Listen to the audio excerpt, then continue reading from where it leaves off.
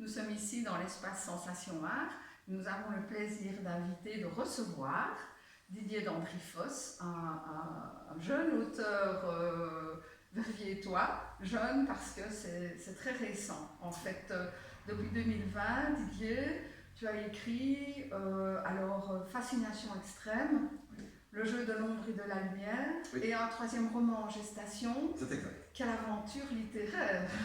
Qu'est-ce qui fait qu'un jour, quelqu'un qui ne se destinait pas à l'écriture se met à écrire, avoir envie de créer quelque chose, de mettre sur le papier un récit, une aventure?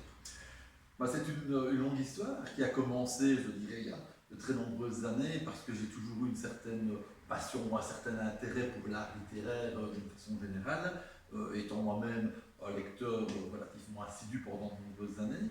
Et il y a de cela 2 ans, mon fils nous a présenté un manuscrit qu'il avait rédigé au cours de quelques années. Et ça m'a donné un peu l'envie finalement d'assouvir un désir qui était latent et que je n'avais pas pu assouvir jusque-là, en pensant finalement il est très jeune, il l'a fait, moi j'en ai souvent pensé et je ne l'ai jamais fait, donc je vais tenter le coup, juste pour voir si je suis capable de boucler la boucle, partir sur une idée et puis faire la boucle, arriver à quelque chose de cohérent à la fin du récit. C'est bien, merci. Voilà, écrire, c'est une chose. Et franchement, un artiste qui se met à peindre et qui ose exposer sa peinture, il se dévoile, il se met à nu quelque part. Un écrivain, lui, quel courage lui faut-il pour oser éditer ses écrits et le montrer à tout le monde, le montrer au grand jour? Alors c'est une bonne question. Le même courage pour l'écrivain que pour le peintre. C'est exactement la même démarche. Alors c'est vrai que quand j'ai écrit ce premier roman, Fascination extrême, je ne l'ai absolument pas fait dans le but de l'éditer, de le publier, de le rendre visible par une multitude. Et puis j'ai finalement franchi le pas après l'avoir écrit. Voilà, après quelques retours, j'ai pensé, je vais tenter de voir s'il intéresse quelqu'un. Voilà, quel courage il faut. Bon, je ne suis pas forcément très courageux, mais je n'ai pas non plus beaucoup de pudeur par rapport à ça, donc c'est quelque chose qui a été somme toute tout à fait naturel. Mais ce qu'il y a de vrai aussi, c'est que pour l'écrire, en tout cas pour un premier roman, oui, il y a énormément d'aspects personnels qui font partie intégrante du récit. Parce que c'est évidemment plus facile de raconter quelque chose qu'on connaît, qu'on a vécu, ou des situations qu'on a partagées, plutôt que de les inventer complètement. On a un récit qui est de fiction, avec des personnages de fiction, mais on retrouve quand même évidemment pas mal de vécu dedans.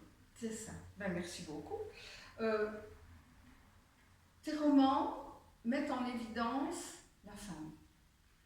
Ce sont des héroïnes, en fait. Ce sont des héroïnes. Les personnages sont essentiellement féminins. Elles sont opposées à des personnages masculins qui les font réagir, mais c'est toujours autour de la femme que tu écris.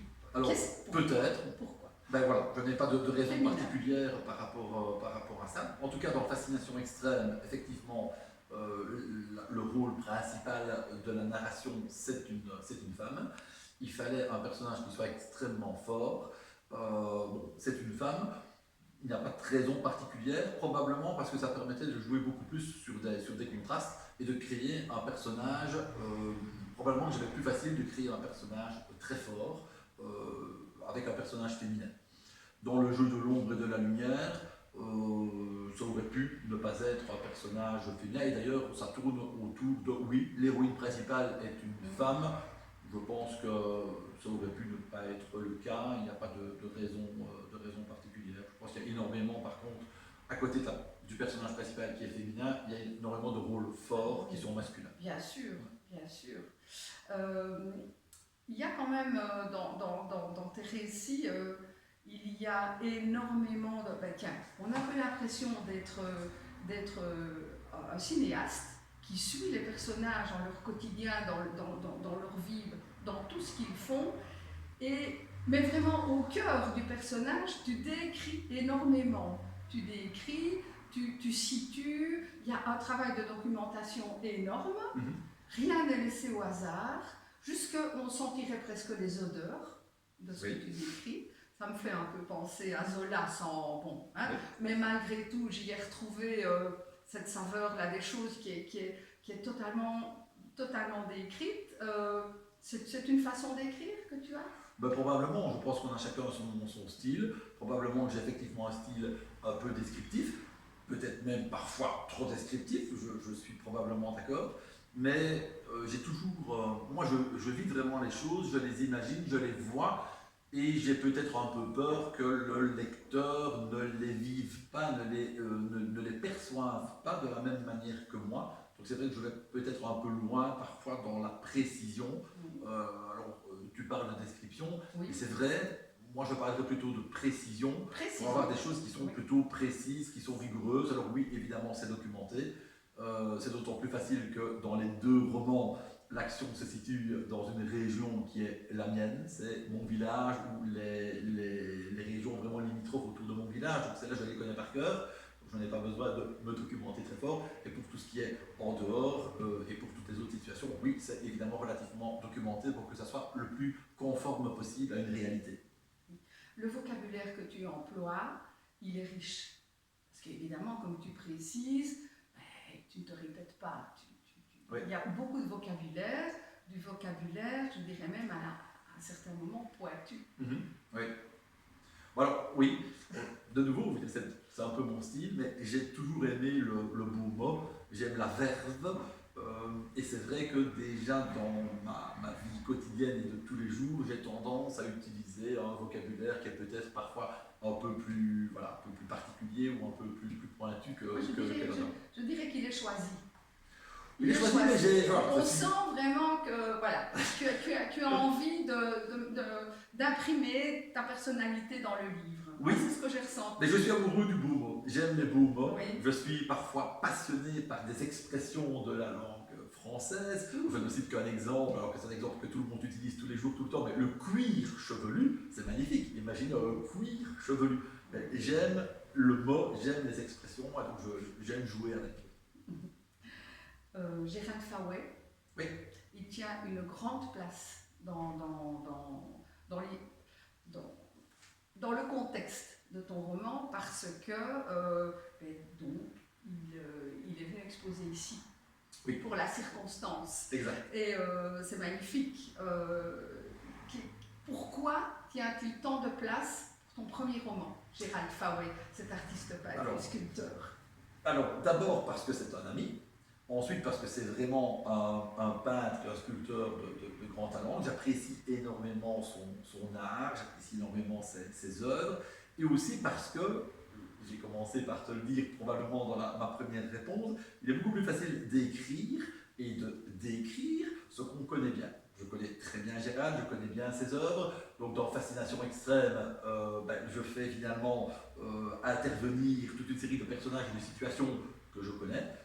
Beaucoup sont fictifs ou imaginaires. Dans Fascination extrême, Gérald Faouet intervient et joue, si je puis dire, son propre rôle, celui d'un peintre qui expose. Et j'ai eu l'immense plaisir de voir la couverture de Fascination extrême qui a été réalisée par Gérald Faouet, qui m'a fait donc cet immense honneur de rédiger la couverture d'après le manuscrit. Il a lu le manuscrit avant tout le monde, quasiment, et puis il a créé une œuvre unique qui est celle que vous pouvez voir sur la couverture de Fascination extrême, vraiment d'après les personnages. Le récit. Explique-nous un petit peu le lien spirituel qui existe entre la peinture, ou en tout cas la sculpture de Gérald Faouet, et ce que tu exprimes dans le livre au niveau de la société. Alors voilà, justement il y avait un lien. Donc il faut savoir que, et moi je ne vais pas me substituer à Gérald pour décrire ces personnages, mais quand on connaît un peu l'œuvre de Gérald Faouet, on s'aperçoit que ces personnages un peu étranges que vous pouvez voir ici, que vous pouvez voir ici, c'est culture aussi, vraiment c'est son univers. Oui. Eh bien, ce sont des personnages en fait qui sont modelés par leur vécu. Donc l'œuvre de Gérald Faouet se base sur, et je résume fort, le fait que chaque individu en réalité nécessite de s'adapter à toutes les situations qu'il rencontre, qu'il connaît, avec des artifices qu'il va utiliser. Donc ce sera sur les peintures de Gérald des nez, parfois des masques pour cacher le vrai visage, avec des couches. Ça donne des personnages un peu difformes parce qu'ils sont engoncés dans des couches et des couches de paraître, parce que d'après l'artiste, chaque individu finalement s'adapte et pour ça revêtit des couches et des couches pour s'adapter à la société. Alors dans mon livre, effectivement dans le premier, l'héroïne est quelqu'un qui joue énormément sur le paraître et qui utilise énormément ces aspects-là, et probablement que par rapport à ce qu'elle est réellement, eh bien, elle utilise des couches et des couches, qu'elles soient vestimentaires, c'est le cas d'ailleurs dans l'œuvre, ou des couches peut-être spirituelles, pour masquer ce qu'elle est vraiment et pour paraître et donner une image différente de ce qu'elle serait peut-être dans d'autres circonstances. Eh bien, c'est vraiment ce que j'ai ressenti quand j'ai lu tes livres. Je suis vraiment heureuse d'avoir pu te recevoir ici. Merci beaucoup. C'est vraiment extra. Merci. Et je crois qu'on est tous d'accord sur le fait que découvrir un auteur, c'est fascinant. Peut-être une fascination extrême. Exactement. Merci beaucoup. Merci beaucoup, Lily. Merci, Didier. Merci. Merci.